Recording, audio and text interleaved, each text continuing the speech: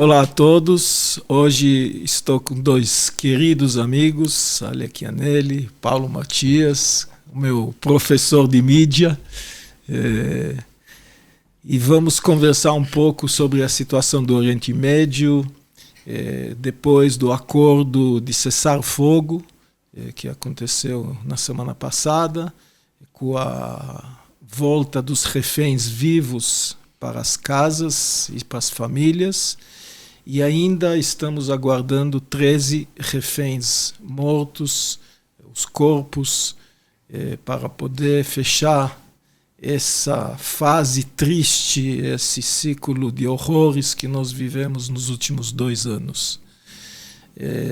E como sempre, nós vamos tentar trazer um pouco de esclarecimento, de informações, de fatos, para que vocês possam ter um pouco mais de uma visão clara daquilo que está acontecendo e daquilo que pode acontecer nos próximos dias, semanas e meses naquela região, onde todos, no final do dia, queremos paz, queremos uma vida normal, que as pessoas podem viver o dia a dia, os valores do dia a dia, as famílias reunidas e tentar fazer daquela região uma região próspera como ela pode ser. E aí eu vou começar com o Ale, um pouco da sua dedicação nos últimos 2 anos nessa causa, trazendo fatos, trazendo verdades e representando um pouco da comunidade judaica, apesar de não ser da comunidade. Primeiro, te agradecer, porque é louvável isso e é difícil. E segundo, ver um pouco da sua visão daquilo que aconteceu, uma retrospectiva um pouco, e daquilo que você imagina que vai acontecer nos próximos episódios dessa novela. Bom, primeiro, Avi, eu quero te agradecer muito pelo convite. É uma honra para mim estar aqui com você. É especial. Eu vim de Brasília porque é um tema que eu tenho muito carinho e hoje está, aliás, desde o dia 7 de outubro, né, de 2023 até hoje, está defendendo essa pauta, tá junto com vocês nessa luta, tá ali nas trincheiras mesmo. Então, para mim, isso significa muito. E eu comecei justamente por sentir... Eu, como jornalista, eu não entendia o porquê que a mídia não noticiava, não falava a verdade. E aí eu fui entendendo, com o passar do tempo, que não se tratava de falar a verdade, mas de uma militância ideológica. E eu falei, gente, não, eu como jornalista, eu tenho a missão, sabe? Eu peguei para mim essa missão. Eu acho que foi Deus que me levantou para isso. Eu acredito muito. E eu tô com vocês. Sou amiga, sabe, da comunidade judaica. Eu não conhecia até 7 de outubro, não conheci nenhum judeu, você acredita? Não conhecia. Como que o mundo dá voltas e as coisas, às vezes, ruins que acontecem, trazem também Sim. Coisas boas. E hoje eu conheço e tenho muito carinho pela comunidade judaica. E eu acho que, assim como eu, todas as pessoas que hoje estão do lado certo da história esperam justiça mesmo, sabe? Esperam que os judeus consigam ter paz para viver. Israel tenha paz para viver. Porque esse é o normal, como você mesmo disse aí no início. É o normal, é o que as pessoas querem no final do dia, conseguir ir para suas casas, uma vida normal. E a gente está aí, eu estou junto com vocês. Então, é até interessante escutar isso, porque hoje no jornalismo, e vocês dois que fazem parte desse mundo, como nós estamos vendo muitas pessoas que estão levando as próprias pautas como uma agenda muito mais importante do que os fatos. Isso é uma coisa que nos deixa triste numa democracia, num mundo, vamos falar, pós-guerra, que eu estou falando Segunda Guerra Mundial, e a gente vê que, de repente, tem uma guinada, né, Paulo? De repente tem uma mudança tão radical. Uma coisa que há alguns anos atrás a gente não via isso. O que está acontecendo nesse mundo? Avi Gelber, um ótimo dia, uma ótima tarde, uma ótima noite para você, porque tem tanta gente que nos assiste aí em vários horários do dia. Muito obrigado por vocês estarem aqui, obrigado você pelo convite, Ale, um prazer, uma honra estar aqui do teu lado e simplesmente mandar um abraço para todo mundo da comunidade judaica aí. Eu já tive a oportunidade com Avi Gelber de desbravar um pouco o Estado de Israel, literalmente, né? Sim. A gente já teve a oportunidade aí de fazer algumas viagens, algumas visitas. É um prazer enorme estar aqui, uma honra. Eu acho o seguinte, Avi, olhando toda a situação, há mais de 2 anos, desde o primeiro dia, um dos dias mais marcantes, acho que da vida de tantas e tantas pessoas, né? Eu acho que a gente só pode constatar uma coisa, né? Na vida, a gente precisa ter alguns valores que são inegociáveis. Porque se a gente não tem um valor que seja negociável na nossa vida, nós estamos fazendo o quê aqui, né? E assim, um dos valores inegociáveis é você prezar pelo maior valor que existe nas nossas vidas, que é o valor da nossa vida. Se no momento nós estamos diante de uma situação em que há, de um lado, uma democracia, de um lado um Estado constituído, do outro lado um grupo terrorista que despreza qualquer direito à vida que uma pessoa possa ter, que trata o ser humano como se fosse um objeto qualquer, como se fosse um verdadeiro lixo, né? Que despreza mulheres, que faz com que pessoas na faixa de Gaza tenham uma vida absolutamente deplorável por conta de interesses escusos de um determinado grupo. Assim, não é você escolher um lado ou deixar de escolher um lado, é você ter valores, né? Então, essa disputa que a gente viu acontecer ao longo desses anos, uma disputa de quem tem um lado, de defender Israel ou de ser contra Israel. Eu não consigo enxergar desse jeito, nunca consegui enxergar desse jeito.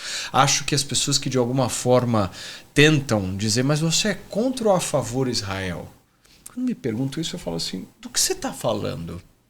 Porque não é uma discussão de você ser contra ou você a favor, ou você ser contra os palestinos ou a favor dos palestinos. É você simplesmente dizer, não, eu sou alguém que tem um valor claro na minha vida, eu prezo por algo na minha vida, né? Eu vou carregar esse valor comigo pro resto da minha vida, onde eu estiver, como eu estiver, onde eu estiver.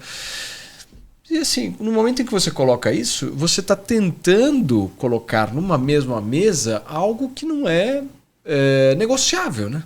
Como que você vai sentar? E aí eu vejo a dificuldade mesmo que há em todo esse processo de negociação. O Avi talvez até possa nos falar um pouco melhor disso, porque assim, negociar com um terrorista é algo eu até falei para ler na entrada, né? Aqui. Eu não sei se eu posso definir eles como terroristas. Eu acho que é mais do que isso. É um grupo fundamentalista religioso que não enxerga nada a não ser a briga entre a vida e a morte. Uns que dão valor à morte, que ser mártir é o maior valor deles, sacrificar crianças. Eu até vou contar rapidamente uma historinha que escutei esses dias de um amigo que é um cirurgião no hospital de Israel e que recebeu uma criança palestina alguns anos atrás com câncer. Tratou da criança, salvou a criança. E nessa guerra de 7 de outubro, ele foi chamado para o exército e foi para Gaza. E ele, por acaso, entrou na casa daquele menino com o pai dele. E ele perguntou para o pai, escuta, o que você está fazendo com o teu filho aqui? Você está levando o teu filho para ser uma pessoa do Hamas? Você lutou tanto para salvar a vida dele e agora você está botando ele para morrer? Ele falou, esse valor da morte como Shahid, como mártir, é muito maior do que ele ter uma vida aqui. E o cara, obviamente, ficou em choque. Mas exatamente isso que você está descrevendo acontece no dia a dia dessas pessoas. As mães, e isso Golda Meir falou na época, a guerra vai acabar no momento que as mães palestinas vão ter mais amor aos filhos delas do que ódio aos filhos de Israel. Então, é exatamente esse peso que a gente hoje vive. Uns que valorizam a vida, que valorizam família, valores comuns que a gente está acostumado, contra outros que a morte é um valor sagrado para conseguir uma causa. Porque no momento em que você topa entrar nessa discussão, você já está equalizando e deixando no mesmo patamar coisas que não podem ser comparadas. Acho que por isso que eu sempre me recusei todas as vezes que alguém perguntou para mim, você é contra ou a favor Israel nessa história? Eu não posso entrar numa discussão dessa. Porque eu jamais vou entrar numa discussão assim. No momento em que você topa entrar nessa discussão de dizer se você é contra ou a favor, você está, de alguma forma, credibilizando o terrorista. Credibilizando, de alguma forma, alguém que não tem o seu valor da vida como o seu valor principal, que trata as pessoas da forma como o Hamas trata. E assim, eu já vi todos os tipos de tratamento em relação a Hamas na mídia de uma forma geral, né? Mas a minha postura, o que eu sempre... Isso é um trabalho muito de você conversar, de você mostrar para as pessoas, porque por muitas vezes a gente acha que as pessoas... não, mas a pessoa ela sabe tudo, né? O que está acontecendo na faixa de Gaza. Não sabe, né? No final das contas, o noticiário ele mostra uma porcentagem do que acontece, não um todo, né? Mas existem alguns pilares aí que precisam ser seguidos, né? Por exemplo, você não tem como dar uma notícia sobre o Hamas e não escrever antes que o grupo terrorista Hamas... Não tem como que Hamas versus Israel, não.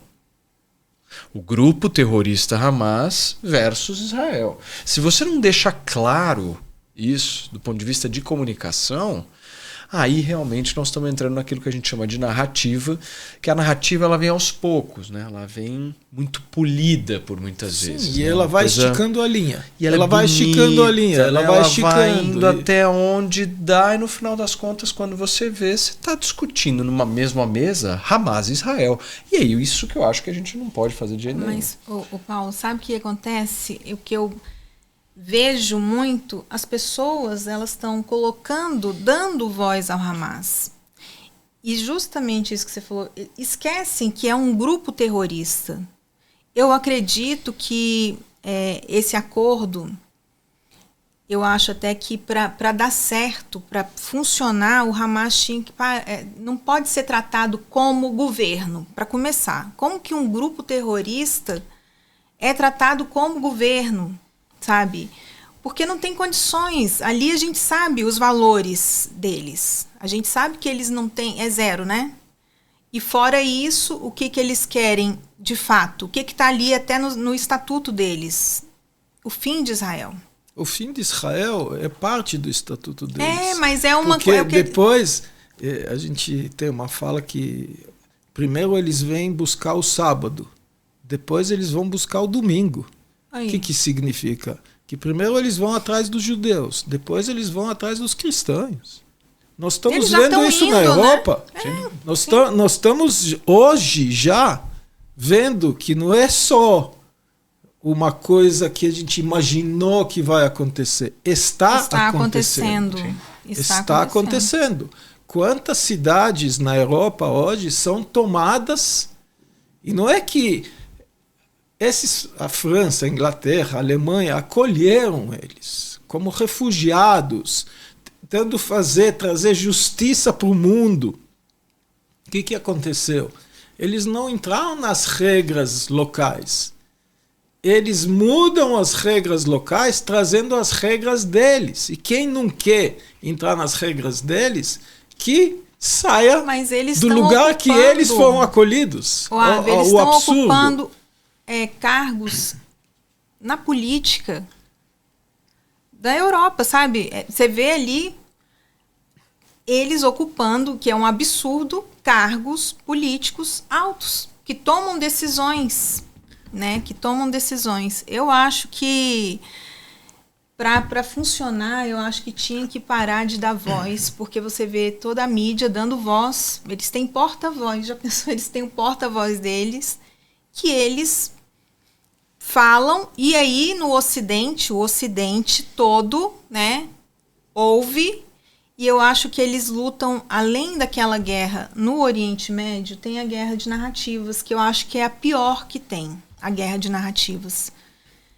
Porque eles têm as pessoas que vão propagando aquilo ali. Eu acho que é muito grave, sabe? A guerra de narrativas, na minha opinião, é uma guerra que eles têm um domínio muito bom.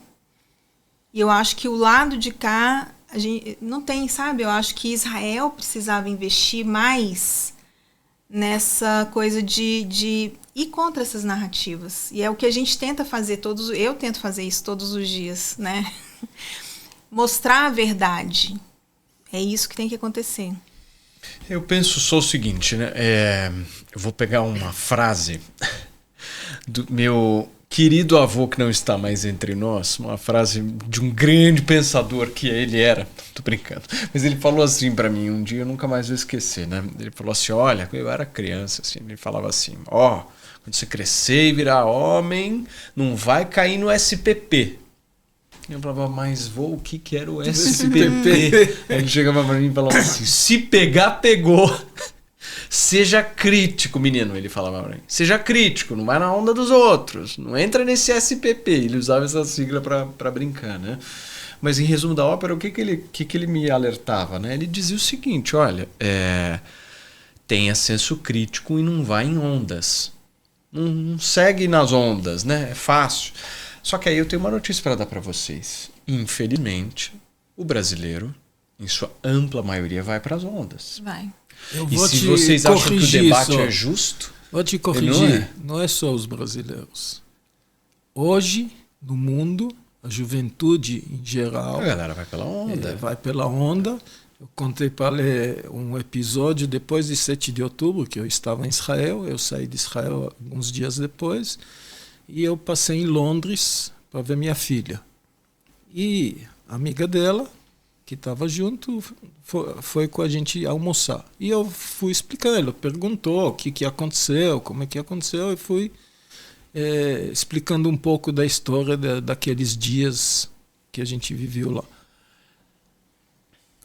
Quando acabou o almoço, ela falou, tá, obrigado pelo almoço, eu vou numa manifestação agora. Uhum. Falei, manifestação do quê? Free Palestine. Falei, a gente está aqui 2 horas conversando, você está falando que o que aconteceu é horrível e é triste, e você vai nessa manifestação? Falou, não liga. A gente está indo todas as amigas, porque é uma farra, a gente vai na rua e o assunto... Hype, né? É o hype. A moda, o hype, sim. Então, você tem grupos que são pagos, que organizam grupos que não sabem de que se trata, mas que vão para a rua para estar lá, para fazer parte do movimento, para fazer parte de pertencer. Infelizmente, os nossos jovens hoje têm pouca coisa de conteúdo que eles vão para pertencer a alguma coisa. Eles se pegam na coisa mais fácil, nas coisas que são as headlines dos jornais, da internet, e se apegam isso. Quantas e quantas pessoas que se perguntavam naquelas ruas, naquelas manifestações, de que rio se trata, from the river to the sea, do rio ao mar, de que rio se trata, que mar é, aonde que é Israel, o que é Palestina? As questões mais básicas não sabiam responder, não sabiam o que eles estão fazendo ali. Mas, infelizmente, isso é uma coisa crescente, e apesar que é um gol contra que eles estão fazendo, contra eles mesmos, e em breve a gente está vendo e vai ver consequências, elas continuam. LGBT, QI+, na rua, Free Palestine. Se você colocar uma pessoa deles lá na faixa de Gaza, e aliás, agora que tem cessar-fogo, pode ir lá, se manifestar lá, pode ir lá fazer uma parada na faixa de Gaza, tá liberado, gente. Pode ir lá. Fiquem Vamos ver o que vai acontecer quando vocês vão chegar lá. Então, é um pouco distorcido da realidade. Mas eu acho o seguinte, né? Nesse mundo das redes sociais que a gente vive, dessa rapidez da informação, o fato ele sempre fica em segundo plano, né? Porque o que nós estamos tentando fazer aqui? Nós estamos tentando nos debruçar em fatos. Só que o debate público, por muitas vezes, ele não é debruçado em fatos, ele é debruçado em narrativas. Em narrativas que eu posso talvez usar uma expressão aqui, pops. A coisa do pop, né? A coisa do interessante, do que chama atenção, do que tem cor, né? Aquela coisa legal, que assim, botar uma kefia na cabeça, que botar uma coisa um lenço. um pouco mais pop, né? E aí talvez, eu acho assim, vendo e trabalhando com o debate público todos os dias como eu trabalho, assim, há necessidade de Israel ser um pouco mais pop. Isso, eu acho também. Há necessidade. Porque quando me refiro a essa coisa do pop, eu estou me referindo de algo não tão ranzinza, talvez velho, e talvez algo pouco compreensível. Eu acho que nesse debate, por muitas vezes,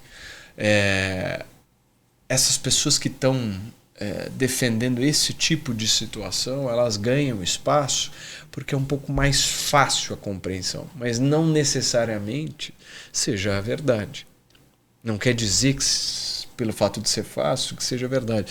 Então, olhando para essa situação toda, eu acho que carecem lideranças que defendam Israel, que tenham essa mentalidade de se de alguma forma mostrar com clareza que, olha,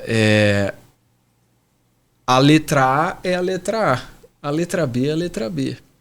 Mas a forma como você coloca isso no debate público faz toda a diferença, porque eu posso mostrar que a letra A é de várias formas, vários formatos, vários... É verdade. Eu acho assim. Que é uma guerra que Israel perdeu já há muito tempo. Eu acho que em algum momento, pelo fato que viu que tem pouca chance, desistiu total. Eu sinto isso também.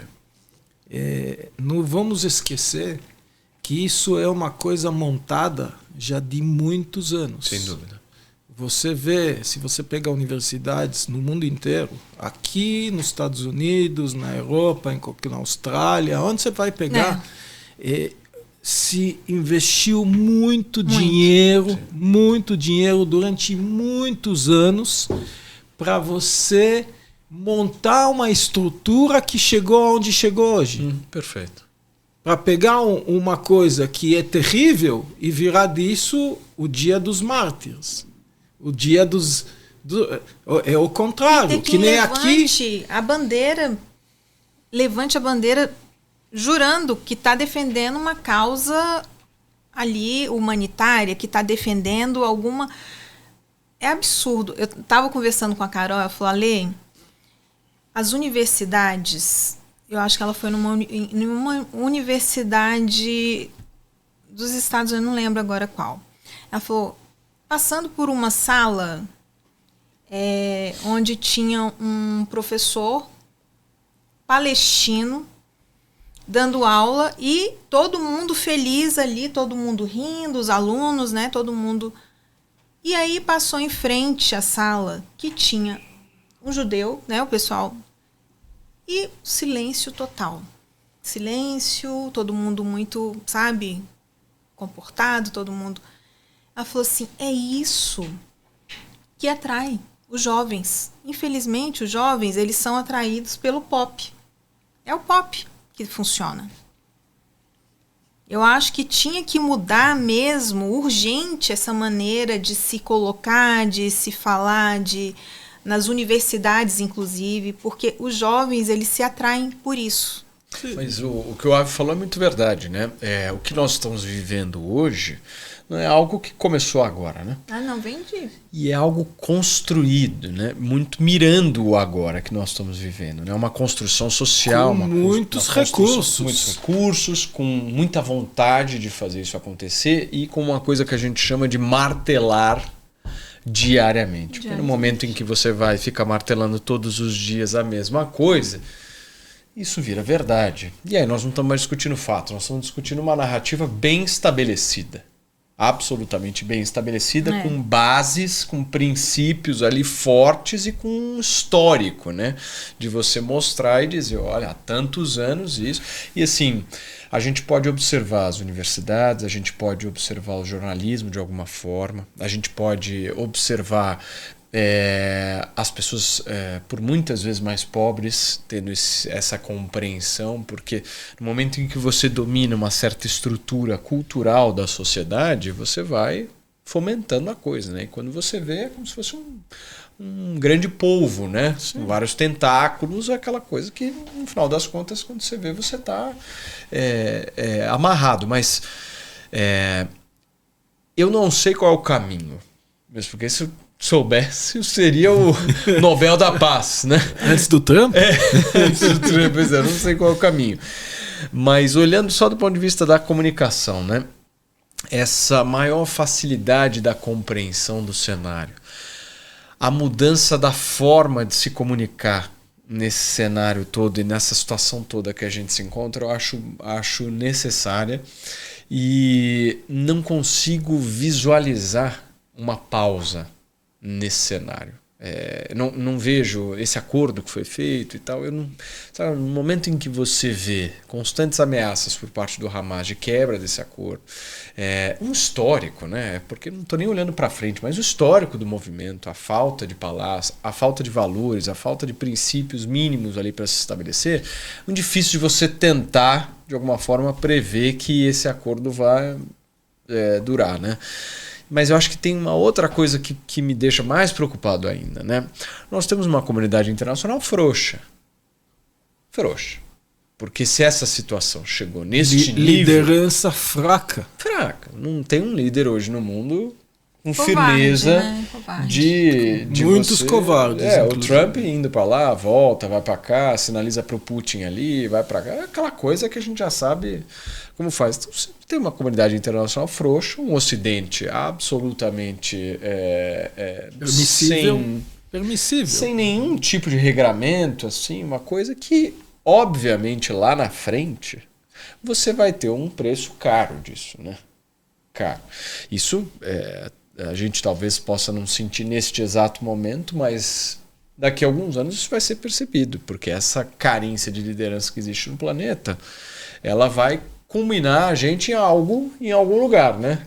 Onde vai ser isso, eu não faço a menor ideia, mas me preocupa muito essa ausência. Acho que talvez até se possa falar melhor como é que estão essas negociações. Isso, eu ia entrar, já que você mencionou o acordo, eu sou otimista. Eu gosto de ser otimista. Então, tem gente que criticam isso, mas eu acho que a gente tem que procurar o lado bom. Eu vejo, primeiro, hoje em dia, fato já diário, uma diminuição do movimento de rua no mundo inteiro. Ok, tem motivos A, B e C. Cessar fogo, Israel não está atacando, Israel não está matando, então stop genocide, ou para o genocídio absurdo que estão se falando.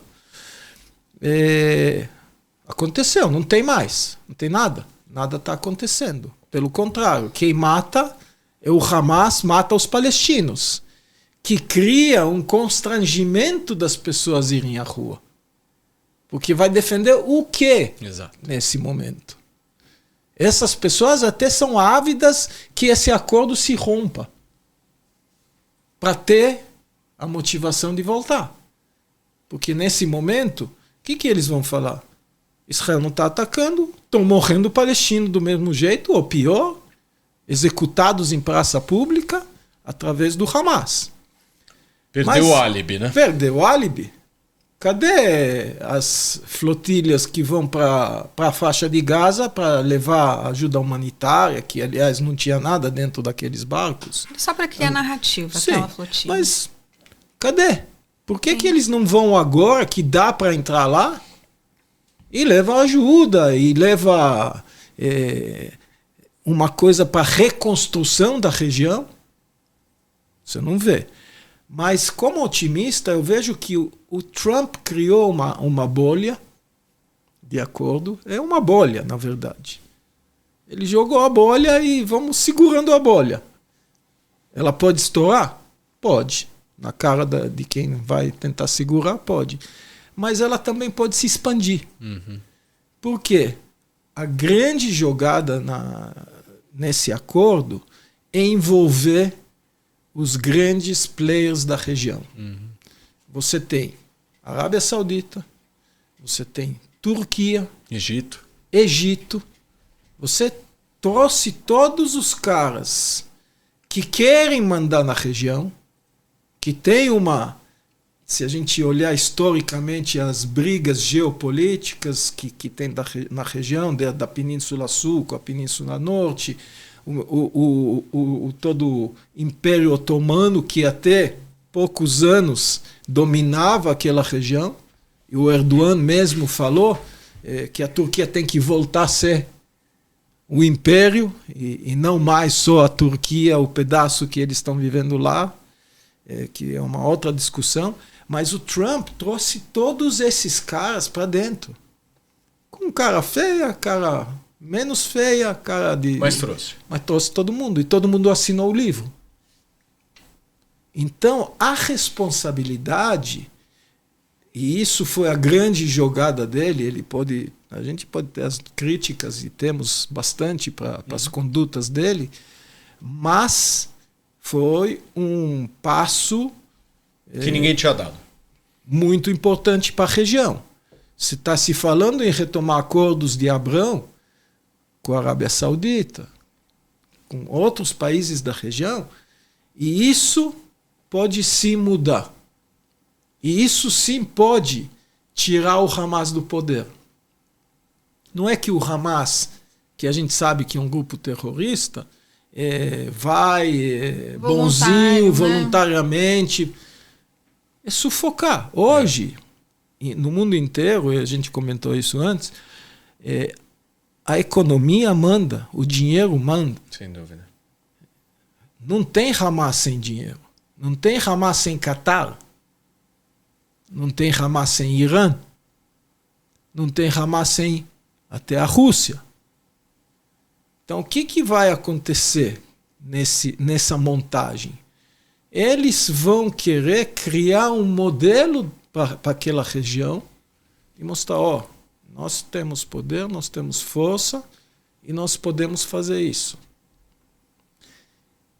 Criando mais acordos na região com esses players, voltando a Turquia num relacionamento razoável com Israel, a Turquia foi o maior destino turístico de israelenses há anos.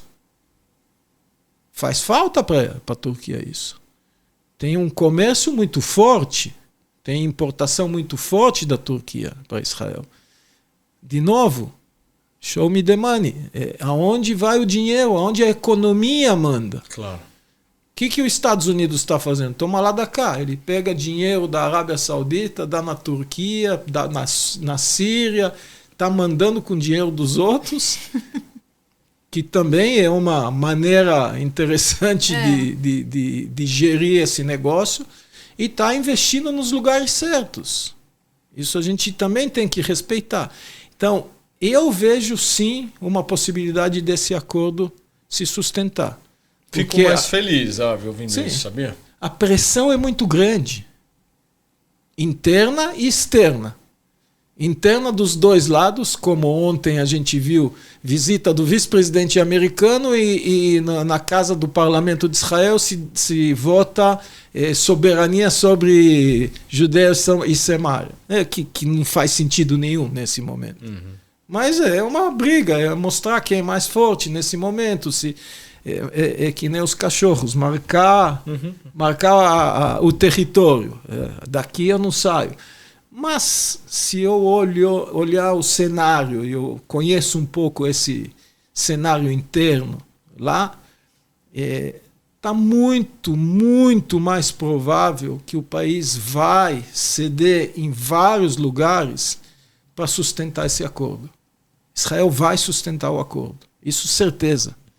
E se Egito, se Turquia, se Arábia Saudita, se até a Síria e o Líbano vão entrar no negócio, Jordânia vai entrar no negócio, vai mudar o cenário, vai isolar Irã, vai fazer uma pressão econômica que Irã já está passando fome, já está passando um problema econômico muito forte. Com um acordo de isolamento do Irã, talvez até consiga ou trocar o governo dos ayatollahs, ou pelo menos amenizar essa vontade do Irã de dominar a região. Porque aí ela vai... um grande problema, né? Mas aí ela vai brigar com Turquia, como eles estão brigando na Síria, quem vai dominar a Turquia. Então, o mapa geopolítico, empoderado pelos Estados Unidos nesses países, na minha opinião, pode mudar esse cenário. E o Brasil se apequenando, né? Cada vez mais. O Brasil, infelizmente, escolheu um eixo que a gente chama o eixo do mal. O Brasil escolheu ir com o Irã, escolheu ir com Hamas, com Hezbollah, com terroristas. Escolheu a tentar fazer de qualquer jeito que grupos criminosos não vão ser nomeados como terroristas, porque está seguindo esse caminho. Há tempo se redimir. Há tempo. Porque a gente tem, com tudo que a gente está passando, que olhar para onde o mundo está indo. Então, essa tentativa que foi BRICS, eu vou acabar com o domínio do dólar dos Estados Unidos, etc., etc., vou me aliar à China. Tá. É mais fácil a China dar rasteiro na gente e se aliar nos Estados Unidos, claro, que é muito mais interessante para eles, que a China hoje está passando dificuldades, não tem mais o crescimento econômico e, de novo, nós temos que olhar em primeiro lugar esse lado, o lado do caminho do dinheiro, do caminho da economia, da comida na mesa das pessoas. Que é o que vai sustentar a longo prazo, né? E se a China olhar, aonde ela vai fazer mais negócios? Aqui, apesar de ser um país continental e tem possibilidade, os Estados Unidos, que é o maior mercado deles hoje. Se os Estados Unidos se fecha para a China, vai levar anos para a China recuperar a economia, nem se vai buscar Brasil, África do Sul, que é aquilo que a gente chama o eixo do Sul, para tentar sustentar a economia deles. Eles hoje vieram de crescimentos de 8%, 9% ao ano, não estão batendo 3%. E isso vai fazer falta de comida na mesa. Isso vai fazer falta de emprego. Não vamos esquecer, 1,4 bi para sustentar. Sim.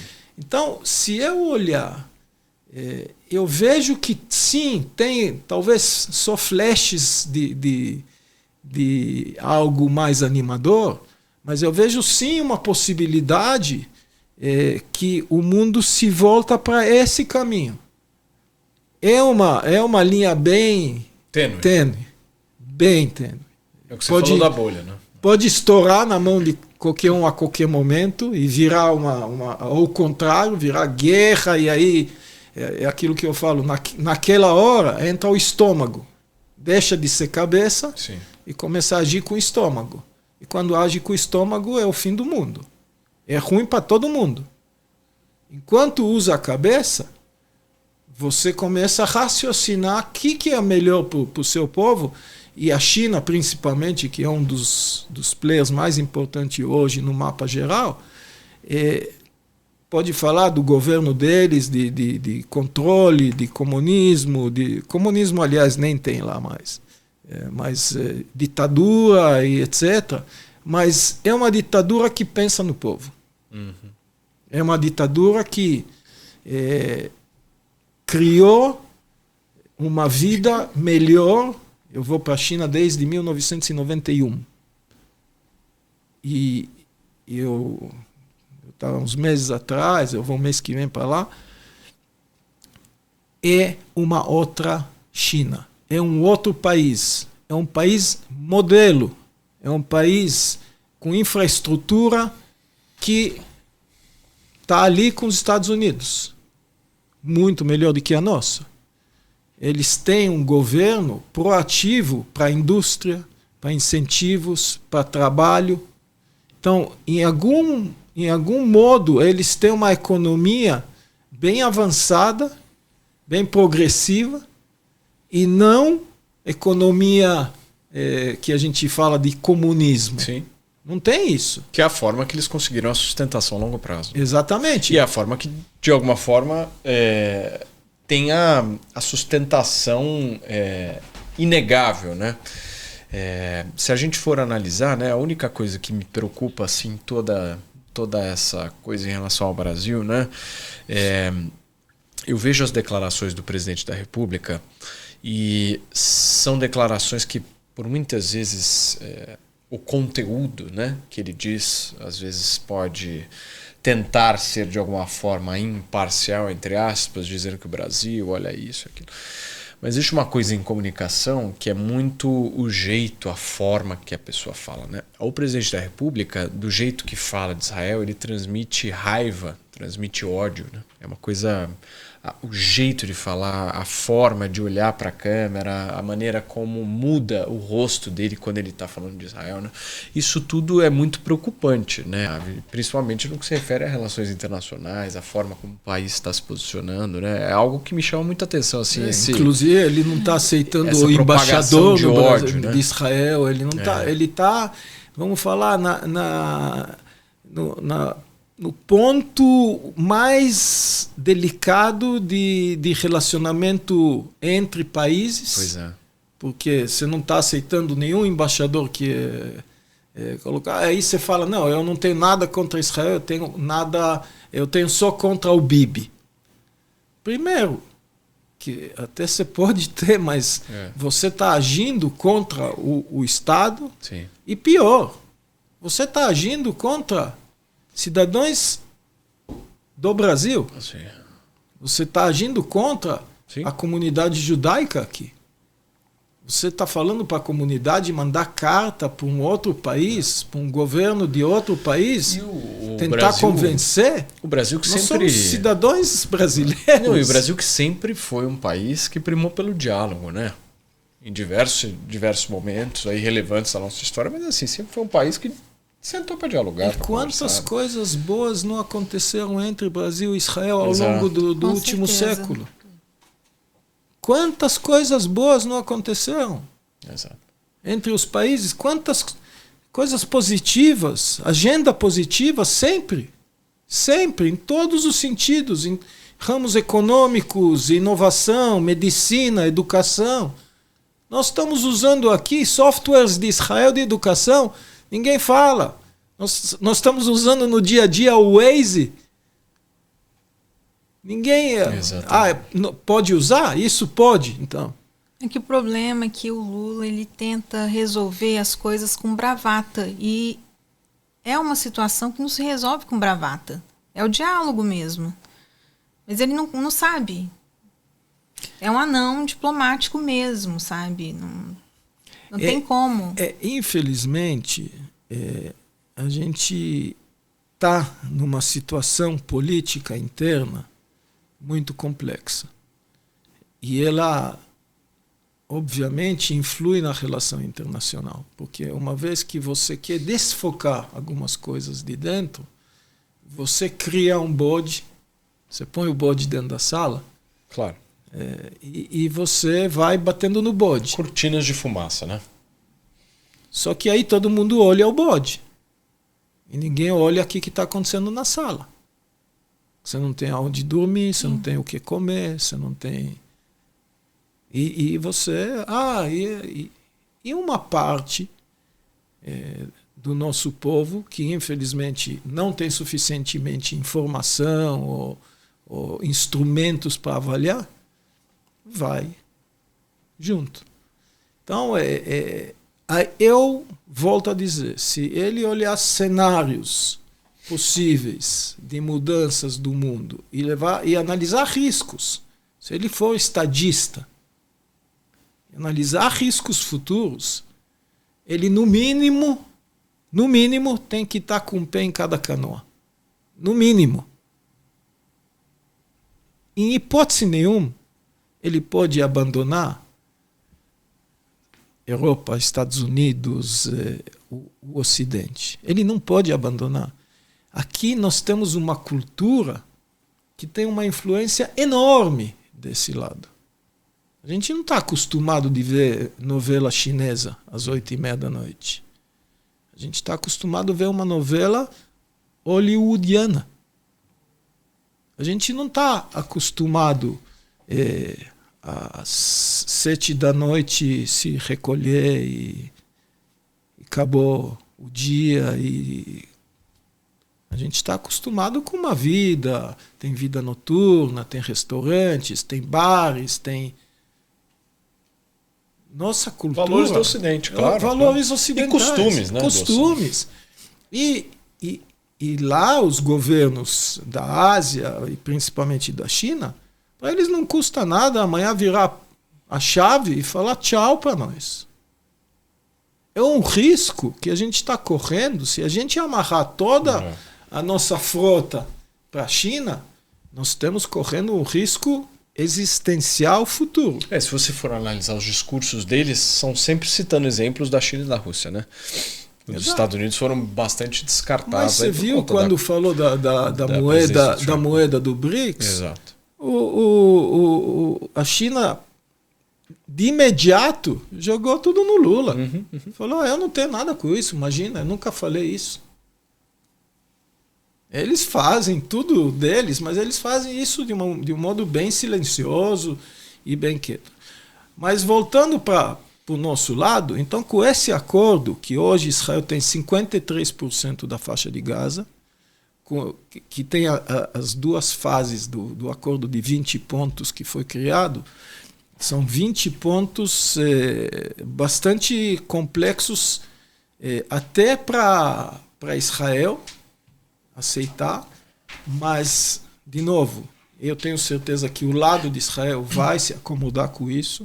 Tem 53% que é uma primeira faixa que saíram. Saíram de 90% para 53%, e tem uma próxima que fica com 12%, 13%, que é uma faixa de segurança para não ter mais esse risco que chega até a fronteira, que no passado era zero.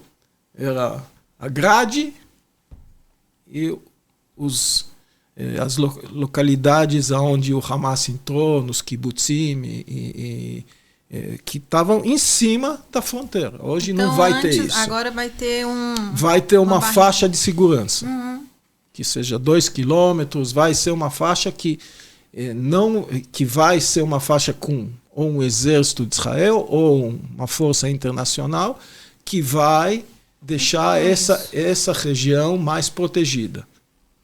Nem se você confiar, nem se tocar governo, né? Tá ali. Tá ali.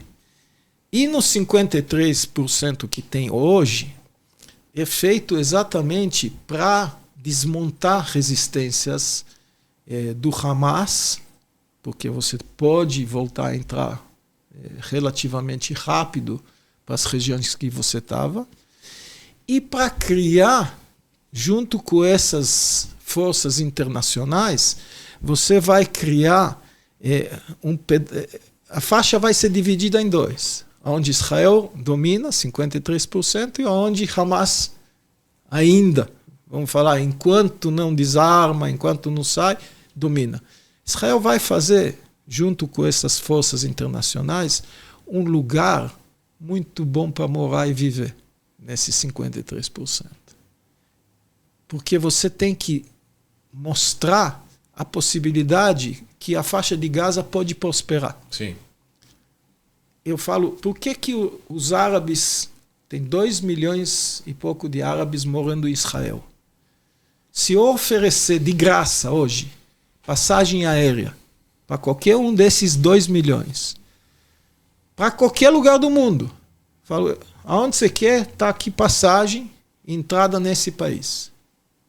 Pergunta se um vai sair de Israel. Uhum. Nenhum. Por quê?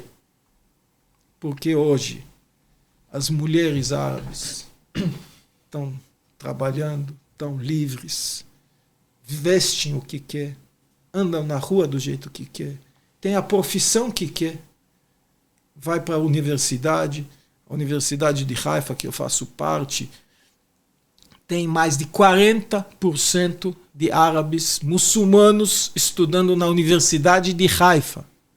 É gente, hein? É gente. Essa gente tem oportunidade, vira advogado, vira sociólogo, qualquer coisa. Tem profissão, vira médico. Se você vê hoje quantos dos árabes que vivem em Israel, principalmente na região norte, Haifa e todo, são médicos, advogados, engenheiros, têm oportunidade, têm vida, têm família, ganham, têm o que perder. Diferente de quem está Se lá você hoje, tem né? se você tem o que perder, você para e fala, opa, peraí. Claro. E eu vou falar mais. Depois de 7 de outubro, eles entenderam que eles fazem parte de Israel e não de outra coisa. Porque mataram eles e sequestraram eles do mesmo jeito que fizeram com os judeus. Sim. Não importa, nós somos irmãos, somos muçulmanos. Como a gente vê hoje em Gaza as execuções. Executam muçulmanos, irmãos, de rua, de crescer junto. Então, você está começando a entender para que lado você vai. Então, se você criar nesses 53% uma possibilidade de vida próspera, você vai começar a voltar os hospitais que Israel construiu. Todos os hospitais que hoje falam, destruir. Na faixa de Gaza tinha mais hospitais do que tem em Israel. Só na faixa de Gaza. Até 2005, que Israel estava, de 67 a 2005, estava na faixa de Gaza, estava administrando a faixa de Gaza. Se você olhar filmes e fotos, prosperidade, escolas, hospitais, praias maravilhosas, você só vinha coisas boas. E assim mesmo, que tem que dar o Estado que... Ok, Israel falou, ok, vocês querem administrar? Saiu unilateralmente, sem nenhuma condição. 2005. 2007 entrou o Hamas, matou dezenas de palestinos e tomou o poder de uma maneira sangrenta e na força. Assim que o Hamas tomou o poder na faixa de Gaza. Sim. Dos irmãos deles da Cisjordânia, da turma do Abu Mazen. Mas confesso para você que eu saio um pouco mais esperançoso dessa conversa, porque eu gosto de ouvir tuas análises, a forma como você explica pra gente mesmo. Eu aprendi com o meu professor a comunicação, porque antes de 7 de outubro eu não publiquei uma foto no meu Instagram, Facebook, nada. E aí o Paulo um dia chegou e falou, nós temos que criar um canal para você colocar suas opiniões. E falar, ele foi né? E foi me ensinando, porque eu acho que nós temos que sempre mostrar as caras. Claro. Nós temos que ser orgulhosos daquilo que a gente Super representa. Com certeza. Nós estamos fazendo coisas certas, não tem nada a esconder. Então, ele me ensinou muito a como fazer isso, como trazer isso e tentar trazer para o nosso público um pouquinho mais de alento, de otimismo e de fatos. Informação, né? Informação. De credibilidade. Exato. E rechecada algumas vezes, né, Avigelber? Com certeza. Muito obrigado pelo convite, viu? Imagina, eu que agradeço. Considerações finais. Por favor. Eu faço das suas palavras as minhas, porque eu entrei aqui com uma visão. Eu tinha uma opinião formada. E não era nada otimista, vou ser bem sincera. Eu não conseguia ver otimismo nesse acordo com o terrorista. Mas você realmente... Eu estou saindo outra. Eu entrei de um jeito, estou saindo outra, com outra visão. E foi muito bom. Nosso bate-papo. Aprendi muito. E o fato de estar saindo hoje daqui com uma visão mais otimista, para mim, é importante. Porque realmente eu não tinha... Eu falei para você lá fora, eu não tinha esperança, sério. Para mim, esse acordo era um acordo que estava ali, que está congelado e que a qualquer momento, sabe, iria desandar. Mas que bom. E muito obrigada pelo convite. É o primeiro de vários. Oba, eu quero, hein? Eu quero voltar, Vamos fazer sim. mesas interessantes para o nosso público poder desfrutar de opiniões, de visões diferentes, de pessoas que tem, cada uma vem de uma escola e traz alguma coisa que pode renovar esperanças e talvez fazer um mundo melhor. Eu acho. Nós nunca podemos desistir. Nós nunca podemos pensar, mas só meia dúzia vai mudar uma pessoa. A nossa tradição fala, quem salva uma alma, salvou o mundo. Conte comigo. Foi um prazer muito grande também te prazer conhecer. É meu, né? Eu não conhecia, uma pessoa incrível, super inteligente, uma pessoa, né? O Paulo é sensacional. Sensacional, sem palavras. E eu conheço o Paulo há muitos anos e sempre foi uma pessoa reta, honesta, digna, inteligente e está cada vez crescendo mais, cada vez mais, mostrando uma evolução. E eu uma pessoa dedicada, trabalhadora, então eu principalmente com agradeço valores, essa amizade que tenho com esse cara, que é um cara incrível. Avigelber, você é um fenômeno da comunicação e você só não sabia disso, mas eu queria te agradecer pelo convite. Toda vez que você me convidar, não é um convite, é uma convocação, e é por isso que a gente vem aqui com o maior prazer do mundo, bater um papo, conversar, prazer conhecê-la também, a Lê, e dizer para você o seguinte, eu acho que na vida a gente tem que ter um propósito, né? E eu acho que toda essa batalha que a gente está analisando aqui, tentando entender, ela precisa ser compreendida como uma batalha de vida mesmo, que eu acho que todos nós aqui temos, que é defender o nosso direito de estar vivo, né? Exatamente. E não dá pra gente colocar numa mesma mesa terroristas, não dá pra gente tentar equiparar uma discussão, não dá pra gente entrar em falsas narrativas. Eu acho que a gente tem que ter lá a nossa batalha diária sempre de falar aquilo que pensa, mas acima de tudo, aquilo que seja mais compreensível para as pessoas, né? Estou à disposição sempre e muito obrigado pelo convite. Eu que agradeço, como sempre aprendi bastante E eu vou levar esse pop, agora quando eu vou para Israel, para tentar falar com os amigos. Pop. É até um slogan legal. Israel é pop. Israel. Maravilhoso. Tchau, gente. Tchau, gente. Beijo, Obrigado. tchau, obrigada.